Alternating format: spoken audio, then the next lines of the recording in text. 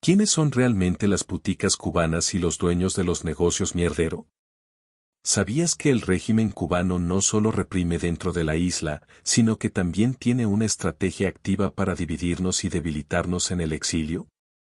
Lo peor es que, muchas veces, nosotros mismos terminamos ayudándolos sin darnos cuenta, o peor aún, sin importarnos. Quiero que reflexionemos juntos, ¿qué es lo que realmente logramos cuando youtubers o figuras públicas centran sus esfuerzos en conflictos, escándalos y ataques personales? ¿Estamos debilitando al régimen, o estamos fortaleciendo las divisiones entre nosotros mismos? El régimen cubano tiene estrategias claras para mantenernos débiles como comunidad. Fomentan la desconfianza entre los cubanos del exilio. Dividen internamente, cada vez que los conflictos y los escándalos nos hacen perder fuerza como movimiento político. Intentan estigmatizarnos para que el mundo nos vea como exagerados, desunidos, incluso mentirosos. Y mientras discutimos entre nosotros, ellos desvían la atención de lo que realmente está pasando en la isla. Y aquí es donde entra el problema con algunos youtubers o figuras públicas del exilio. Cuando su enfoque principal son los escándalos personales y las críticas internas, ¿qué mensaje estamos enviando al mundo? Que no podemos organizarnos, que somos un caos. Y eso, es exactamente lo que el régimen quiere. Déjame ponerte un ejemplo. Imagina que somos un equipo de fútbol con los mejores jugadores, pero pasamos todo el tiempo discutiendo sobre quién debe patear el balón. El otro equipo, el régimen, ni siquiera tiene que esforzarse para ganarnos. Nosotros mismos nos saboteamos. Ahora, imagina lo contrario. Ese mismo equipo decide coordinarse. Cada jugador usa sus fortalezas para trabajar en conjunto. Así es como se gana. Un ejemplo real fue la canción Patria y Vida. Cuando artistas y activistas unieron sus voces, lograron un impacto global.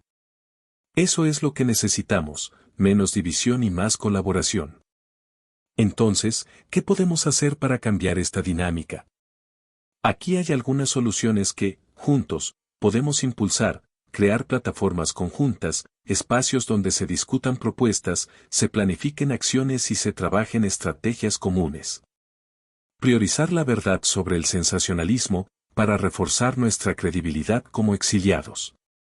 Exigir transparencia, asegurarnos de que las figuras públicas rindan cuentas sobre cómo usan los recursos que reciben. Y, finalmente, enseñar a nuestra comunidad a identificar noticias falsas y a centrarse en iniciativas reales y verificables. Para que realmente logremos un cambio, tenemos que enfocarnos en lo que importa, canalizar recursos hacia proyectos que beneficien directamente a los cubanos dentro de la isla.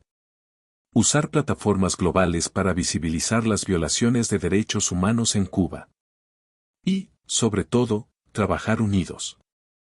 El régimen cubano no puede ser derrotado si estamos divididos. Cada escándalo y cada conflicto interno nos alejan de nuestro objetivo.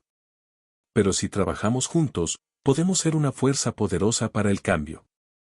Porque, hasta ahora, al menos para mí, la respuesta a la pregunta de si estamos debilitando al régimen, o fortaleciendo las divisiones entre nosotros mismos tiene una única y muy clara respuesta. A veces, parece que la verdadera causa de nuestra lucha no es la libertad de Cuba, sino la monetización del canal. Como si nuestra agenda ideológica estuviera dictada por los algoritmos de YouTube. ¿Nuestro objetivo? Conseguir más anunciantes dispuestos a pagar porque sus anuncios sean vistos por una masa de espectadores atraída por la adrenalina generada desde la indignación colectiva. Un ataque demoledor contra un paladar en Cuba porque, en él, estuvo el nieto de un miliciano de la CMTT que vive en Miami y viajó a la isla para llevar flores al cementerio donde descansa su abuelo. O una denuncia pública sobre la doble moral del dueño de una cafetería que se anuncia en el canal de la competencia, donde trabaja como camarera una muchacha recién llegada, que en Cuba era médico. Su esposo, un enfermero 3 años más joven que ella, le fue infiel con una taxista que ahora vive escondida en Tampa y que mandó $100 a la abuela de esta muchacha, en Oriente, para que finalmente se pusiera una dentadura postiza. Mientras tanto, Horas interminables de contenido exagerado sostienen la atención y la atención en uno o varios canales. ¿Es esto luchar contra la dictadura? ¿O es simplemente una forma de hacer dinero? ¿Se trata realmente de cambiar la realidad en Cuba o de alimentar una narrativa sensacionalista que produce más ingresos? ¿A alguien se le ha ocurrido que, mientras estas noticias se transmiten, en señal de respeto, podríamos suspender los banners publicitarios y, en su lugar, proyectar la letra del himno nacional?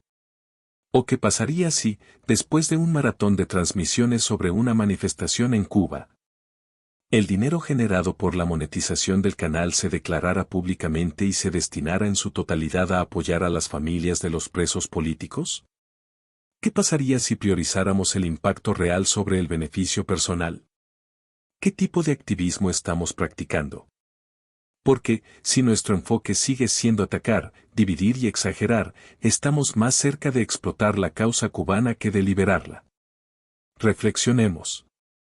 ¿Estamos construyendo una comunidad que lucha junta por la libertad o una máquina que convierte la indignación en ingresos? El futuro de Cuba merece algo mejor.